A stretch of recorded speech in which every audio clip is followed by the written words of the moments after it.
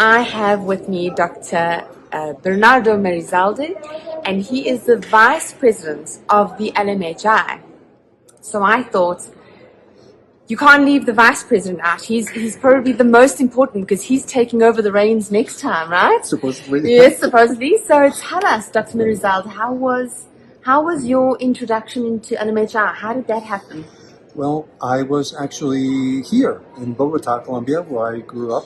I was born in White Plains, New York, but my parents were from Bogota. They came back after 9 years of being there. So I grew up here, went to medical school here, and I started studying homeopathy in the last year of medical school. There were no schools at that time. We pretty much have to be autodidacts. And at some point, I heard about the LMHI in 1982. And I decided to just go to Brighton, England, and just see as one does. As one does. As one does.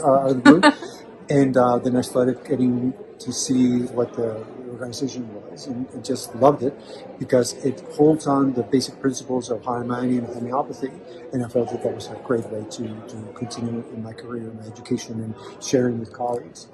And I formally became a member of the board, I believe it was 2016. Okay. And I was called by a colleague of mine, said, listen, there's this position open for the communications secretary at the board. And I said, sure, I would love to do that.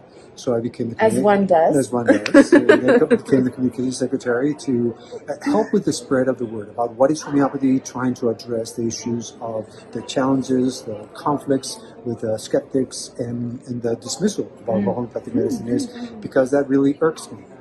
Because it is, homeopathy is very cost-effective, is very safe, is very benign, is very, very clinically effective, proven by 200 years of clinical efficacy data. and clinical data. Absolutely. That even though it doesn't cover the top of the pyramid of evidence, it still is evidence. It's there, absolutely. So then I was approached by the prior board and asked me if I wanted to be the general secretary, and I became general secretary. Did the duties like general secretary, right? Well, once you're in, you kind of like that. Once you're in, you can't get out. It's like the mafia. It's the same thing.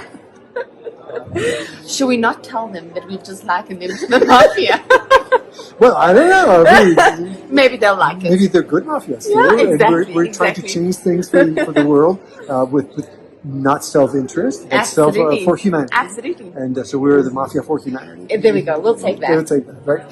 And so I was approached then and said, well, do you want to be the vice president and looking forward to being the president? I said, absolutely. So right now, my role is to assist the general secretary and the president in tasks that they would want me to do. I have some specific tasks like being in charge of looking at the work groups and what the work groups do and be up to date on that, and just help with different countries that may be having some trouble and writing letters, especially being the only Spanish-speaking person on the board. So I am writing the letters in Spanish, and so I'm looking forward to doing that. So now the term for presidency is 3 years. Yes. After 3 years, the next, obviously the VP then steps into that president role. Yes, and then there is the past president. Yes. So for example, Dr. Cataldi is the current immediate past president. And then the past presidents then are part of the board of past presidents that provide counsel. Continuation. It's a continuation, yes. Which is lovely. But one important thing that I would like to emphasize, because that we in the executive committee are not the governing body of the LMHI. It's the International Council who is the governing body, right?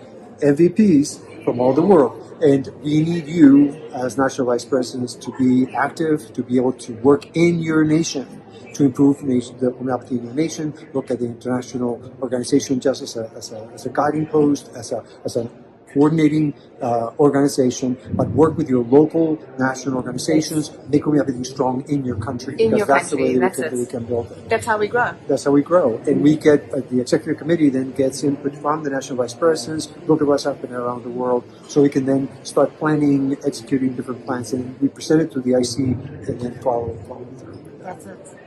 It's a perfect system. It really works well. Yes, it really does work well. Yeah, if we get more involved. Yes. And if you go on social media, like, share, and comment, please. Absolutely. And follow. Don't forget to follow. Absolutely, yes. So tell me, Dr. Altonai has us all very busy, right? Yes. are there things that you are sort of going, when I take on this challenge, these are the things I'm going to tackle? Have you, or are you still in the process of sort of figuring out where we'll be at that time? I think around that time, actually, 1982, is where I surrendered to the divine will. I think there's a very challenging political situation worldwide, where there are a lot of skeptics that are really wanting to destroy homeopathy, literally. They want to obliterate it. And I think that's a significant challenge. So if anything is to continue protecting homeopathy, educating people about homeopathy, increasing grassroots movements, because I think that's the way that we can protect homeopathic medicine. Hopefully the old legislation that could be passed in the different systems and then make homeopathy legal, pretty much, or at least supported. Absolutely. From our political side. Well, thank you so much. It's always lovely speaking to you. Thank you, Bianca. And I hope that you've learned something and you see that each role has it's such a vital part of the unit. Yes, and that we really are unified and work together and pull on each other's strengths and support, and it's a really amazing organization to be part of. So thanks for that honor. Well, and thank you very much for being such a great interviewer and for doing all this for all of us. That's fantastic. It's great. Thank you.